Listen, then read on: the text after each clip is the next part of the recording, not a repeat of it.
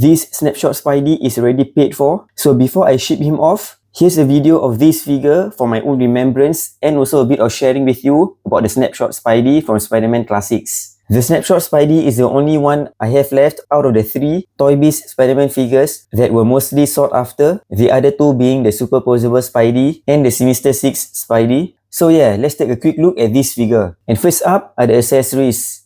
We have these 3 pictures of Spidey, this big gimmick camera, the diorama, and also a newspaper stand. For the diorama, I actually don't have the base. That's how I got it, without the base from the previous seller. The paintwork and the sculpt on the diorama is actually quite decent, but it is just very small. And yeah, like I said, I don't have the bottom part of it. Here's the newspaper stand. It is the same on both sides except for the printed words over here. And you can slide in these pictures of Spidey like so. You can do it on the other side as well. For the Spidey pictures, it is actually not square but rectangular. And I don't understand why for this picture, they decided to do in a different orientation, unlike the other 2. If you were to slot it into the newspaper stand, it's going to be sideways, unlike the other 2, where it will be in the correct orientation. And lastly, here is the gimmick camera. You can take the picture of Spidey and slot it in at the side over here. And yeah, when you press the button, it is supposed to light up. I think it lights up over here, but yeah, this definitely doesn't work anymore. And it will also shoot out the picture card. Really kind of a silly gimmick to have with the figure. Kind of useless for the figure. I mean, look at the size of the camera. That's just how it was last time with Toybiz. We get all these silly gimmicks. Let's shoot Spidey. Whew. He's standing strong. For the figure itself, it has the typical traits of a Toybiz Marvel Legends figure. Plenty of sculpt, especially on the web line, black wash here and there, and plenty of articulation as well. Even the spider logo at the back is sculpted, which is really awesome. And yeah, one downside about the figure is the extra large shoulder balls. The appearance of the figure follows closely to John Romita Sr.'s artwork. You know you can get plenty of great poses on this figure. The articulation is excellent. It has the typical double-hinged elbow joint and knee joints, calf swivel, forearm swivel, bicep swivel. For the torso, it has the waist swivel, the ab crunch, which allows a decent amount of forward movement. To the back, really a lot. And it also has the diaphragm cut or the mid-torso cut over here, which allows rotation. Toybiz also like to do this shoulder joint whereby if you lift it up, the whole piece actually comes out and exposes a hole. So you really have to swivel up the forearm at the shoulder ball, okay, this joint over here, so that the arms are raised this way and not coming out this way.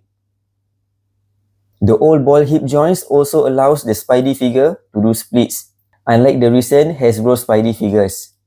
One thing that I don't like about the Toybiz figures are these individually articulated fingers, because it is kind of neither here nor there. Can't really make a fist.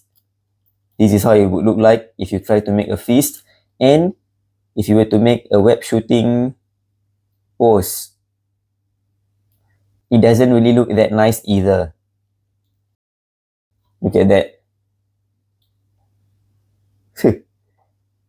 Here's a picture of the snapshot Spidey and the Sinister 6 Spidey before I sold off the Sinister 6 Spidey. Contrary to what people think, these 2 figures are actually on a different body mold. You can see a difference in height, and also the Sinister 6 Spidey doesn't have that mid-torso cut. Here's the snapshot Spidey lined up with the recent Hasbro Spidey figures. We have the Pizza Spidey, the Vintage Wave Pizza Spidey, the figure from Spider-Man's and His Amazing Friends 3-pack, Retro Wave Spidey, and also Renew Your Vows Spidey. Even though the articulation is kind of dated, I do like the slim look of the Pizza Spidey figures. The snapshot Spidey is about the same height as the Pizza Spidey. The blue on the Vintage Wave Pizza Spidey is kind of similar to the snapshot. Maybe this one is just very slightly darker, but you can see it's really close compared to the first Pizza Spidey where the blue is definitely darker. Here's the snapshot Spidey with the Spidey from the 3-pack and also the first appearance Spidey, which is the same body mold. Snapshot Spidey is just slightly taller and definitely bulkier compared to the smaller size Amazing Fantasy Spidey body mold. Here's the Retrowave Spidey and the Renew Your Vows Spidey. Renew Your Vows Spidey is definitely taller and also bigger sized compared to Snapshot. Retrowave is about the same height, and all three of them have a very kind of bulky and muscular body, except that for the Snapshot Spidey, his body is more of a V shape, so his waistline is actually smaller compared to the other two figures. Here's a back view of the figures with all the different Spider logos at the back. Toybiz is the only one that has it sculpted. One thing about the Snapshot Spidey figure is that because of the sculpt and also the black wash and the overall appearance of the figure, it does kind of stands out and looks different from the Hasbro figures. So yeah, it's really down to preference whether you would like to have a Toybiz Spidey figure among other Hasbro figures.